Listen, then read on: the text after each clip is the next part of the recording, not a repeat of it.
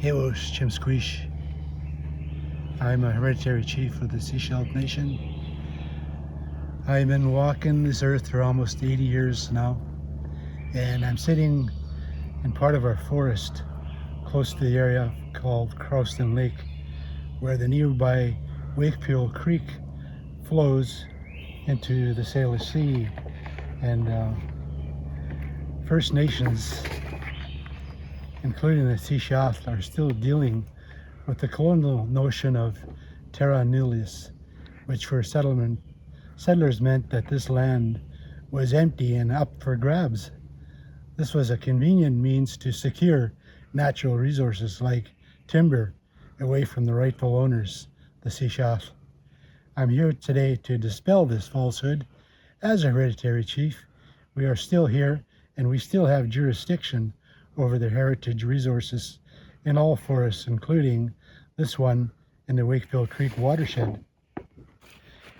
We have a right to challenge colonial government documents, including an agreement written by government lawyers such as the Community Forest Agreement between Her Majesty the Queen in right of the province of British Columbia and the Sunshine Coast Community Forest of Shishalh. This was written without prior agreement and consent by the Shishalh Nation. That being said, I'm here to address the values that HM64 management plan needs to be addressed. Throughout the Shishalh Swia, Devil's Club is considered to be one of the most powerful and important medicinal plants.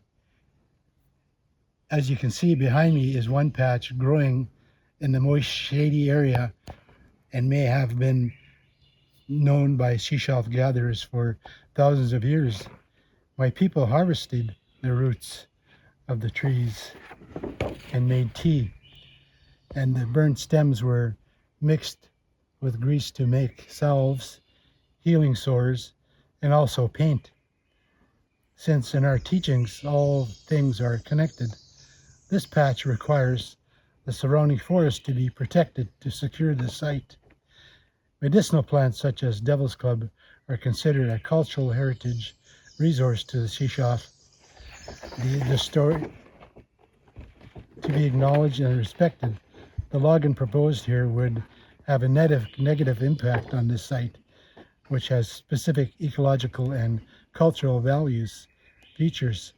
I have noted red cedars growing across the slope above. Cedars is another cultural resource, and these trees found here need to be conserved for future sustainability. Use such as bark harvesting, which needs to be a long-term supply for our weavers today, and future demands as the craft sector continues to grow.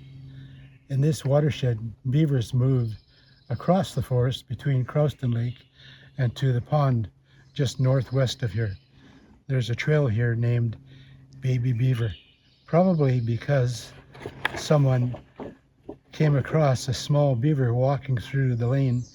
This very forest, this is a very special habitat, and for the reasons deserving the utmost respect for conservation.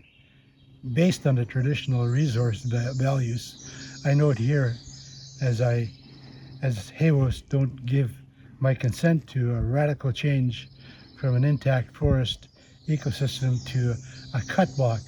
I think this is consistent to what my ancestors and future generations of the shishalh people would support. Hoi.